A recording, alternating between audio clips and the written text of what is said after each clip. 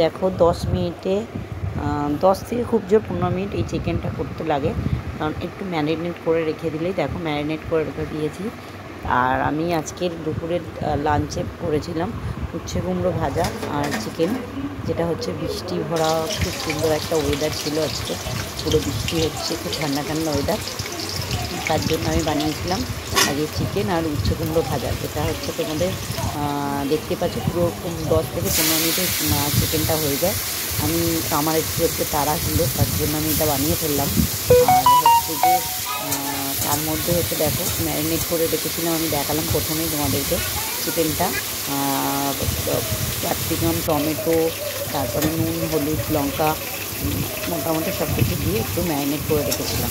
আর এই যে উচ্ছে ভাজা হচ্ছে, আমি উচ্ছেটা একটু লাল লাল করে ভেজে নিয়ে তারপরে একটু কুমড়োটা দেবো, দিয়ে কুমড়োটা ভাজা ভাজা করব। দেখতে খুব সুন্দর একটা টেস্ট লাগে উচ্ছে কুমড়ো ভাজা, খুব দারুণ একটা ব্যাপার। মানে উচ্ছে কুমড়োর সাথে তোমার মাংস মানে চিকেন, ব্যাপক ব্যাপার একটা। আর 10 মিনিটে চিকেন রেডি, 10 থেকে 15 মিনিটের মধ্যে চিকেন রেডি।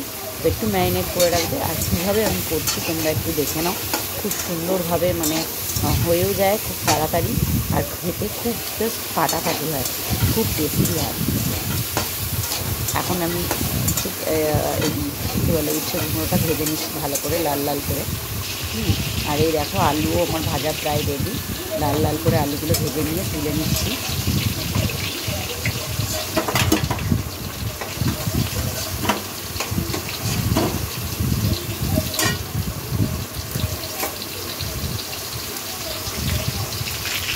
তারপরে দেখো তেল দিয়েছি, তেলে খুব সামান্য তেল, বেশি পরিমাণে তেল আমি দিই না, সবসময় রান্নাতে তেলটা আমি একটু কম দেওয়ার চেষ্টা করি, কারণ তেল এখন আমাদের কিন্তু স্বাস্থ্যের পক্ষে খুব ক্ষতিকারক। তো খুব কম তেল, যতটা কম তেলে তোমরা রান্না খাবে ততটা ভালো।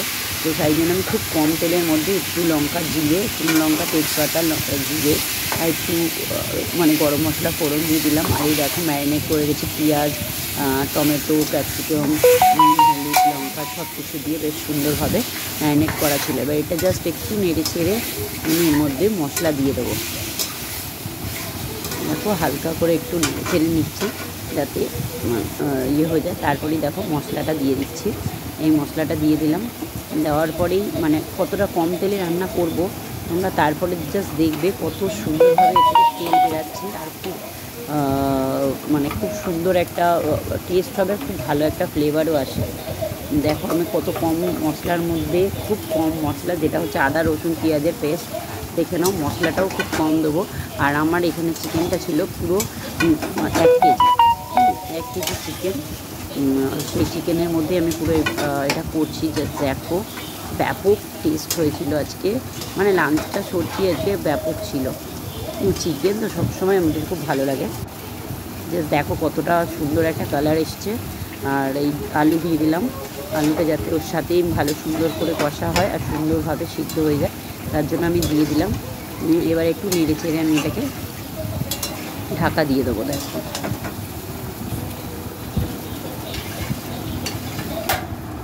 জাস্ট দেখো, আর পাশেই আমার উচ্ছে কুমড়ো ভাজাটাও রেডি। তোমরা কে কে উচ্ছে কুমড়ো ভাজা খেতে ভালোবাসো আর কারা খাও সেটাও আমাকে জানিও,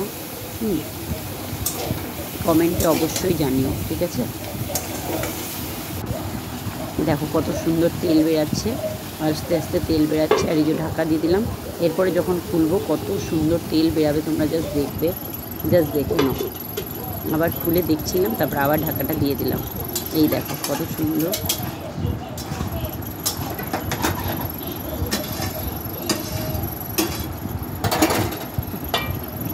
দেখো কত সুন্দর। আর আমার অলরেডি আমি জল আলাদা করে বসিয়ে দিয়েছি। দেখো দেখো কত সুন্দর, কত কম তেলের মধ্যে দেখো চিকেনটা রেডি হয়েছে, কত সুন্দর তেল বেরিয়েছে, জাস্ট দেখে নাও, ঠিক আছে?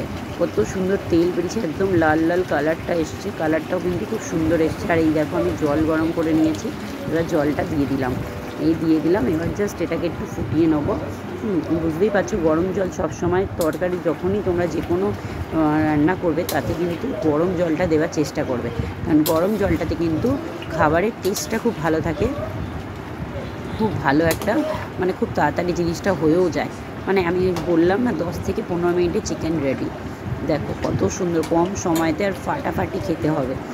আর এই আমি যেইভাবে দেখালাম সেইভাবে তোমরা জাস্ট একবার করে দেখো, আর আমাকে অবশ্যই তোমরা কমেন্টে জানিও। দেখো কত তেল বেরিয়েছে, দেখো কত সুন্দর একটা কালার এসছে আর কত সুন্দর তেল ছেড়েছে। কিন্তু তোমরা তো দেখেছো প্রথমেই আমি কত কম তেল দিয়েছি।